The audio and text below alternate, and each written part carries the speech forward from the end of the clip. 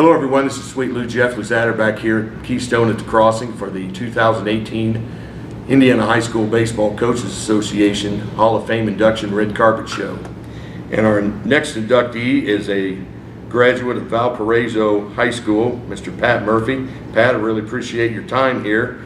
It says on your bio here that you graduated from St. Joseph, and of course I'm from Lafayette. You're probably a little saddened the university's not around anymore, or the college is not around anymore, right? Well, I was talking to another St. Joe graduate today, and yeah, it's a sad situation because it's really a good school, Right. And it helped a lot of people along. And I told him, because I'm Irish and I'm a kidder, that when I heard the school was going to close, I drove down and gave him $100, and they made me the valedictorian of my class.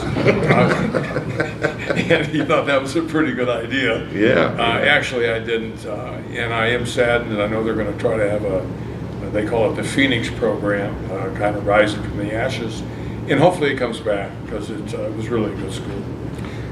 You had 483 wins over 28 seasons.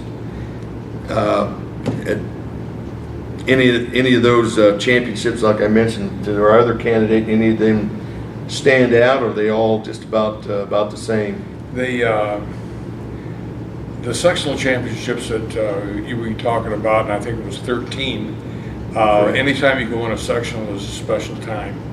As far as being prejudiced, we have a thing called the Duneland Conference up there. And the Duneland Conference, winning a championship in the DAC, is really difficult to do.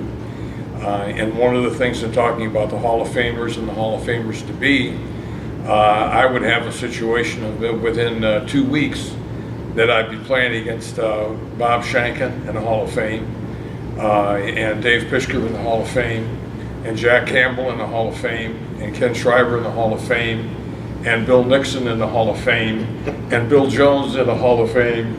And I might go over a 2-week period and end up playing against 5 Hall of Fame coaches.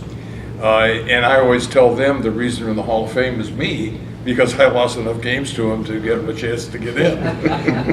But it's really a special group, and I'm very gratified and very humbled that I can be part of this association now, because I've known a lot of these guys that are in and are still active.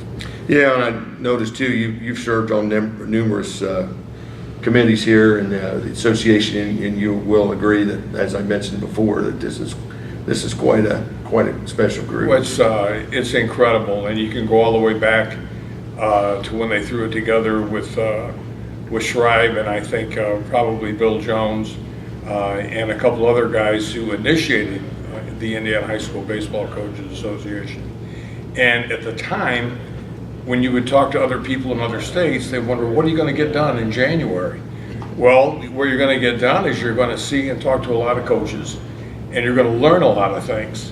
And you're also going to look at some things and wonder if they're aliens on what they're telling you to do, but it's worth a try. It's good camaraderie. You can notice when you walk in here that there's boards all over the place.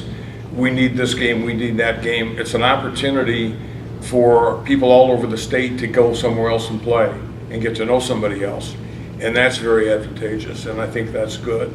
And as you said, I was on some committees, and I'm prejudiced. I think it's one of the finest baseball associations around. I want to mention here in the bio, it says Pat and your wife of 45-year, Nancy, you live in Valpo. You've had 2 sons. Michael is a lieutenant colonel in the Marine Corps, currently stationed in Corpus Christi Naval Station in Corpus Christi, Texas. And he and his wife Joanne have 2 daughters.